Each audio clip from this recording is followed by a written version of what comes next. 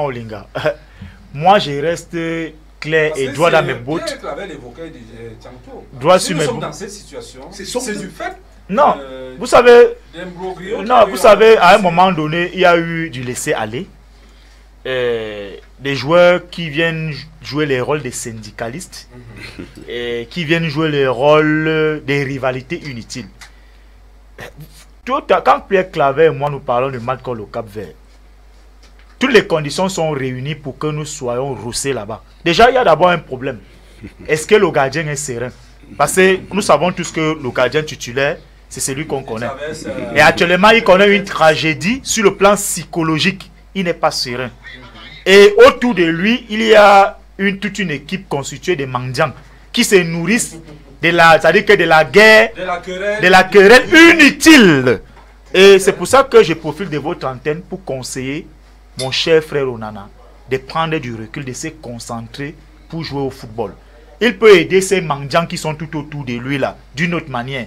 Mais aller en guerre, c'est-à-dire que faire tout le random qu'ils font là, ça joue à sa défaveur parce que non seulement il n'est pas concentré, et les ondes négatives le coup dessus.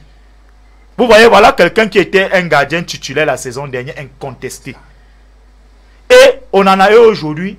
Si ce gars est serein, il est tranquille, les mendiants le laissent tranquille.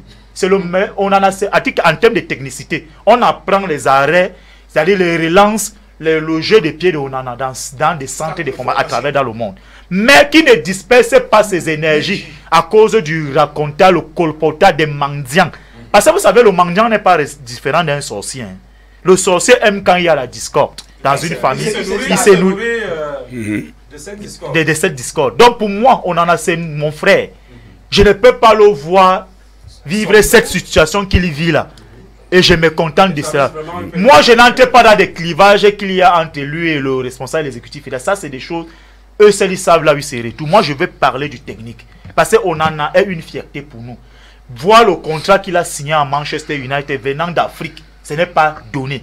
Et voir la situation qu'il traverse aujourd'hui, il faut comprendre qu'il y a des ondes négatives qui se dégagent. Et maintenant, je pense que s'il regarde cette émission, s'il ne va même pas la regarder, mais que les gens le lui fassent parvenir cela, qu'il prenne du recul, qu'il dise à ces mendiants-là que vraiment, rangez vos âmes, je peux vous aider autrement, je peux vous trouver des occupations autrement, mais laissez-moi d'abord me concentrer sur ma carrière. Parce que beaucoup de gens, et c'est pas où je sors, se nourrissent, M. Plek, avec des divisions qu'il y a au sein du football camerounais.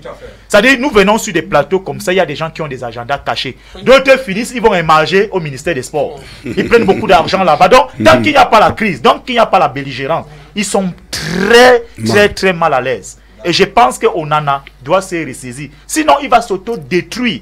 Et ça sera vraiment une perte pour nous et pour lui-même.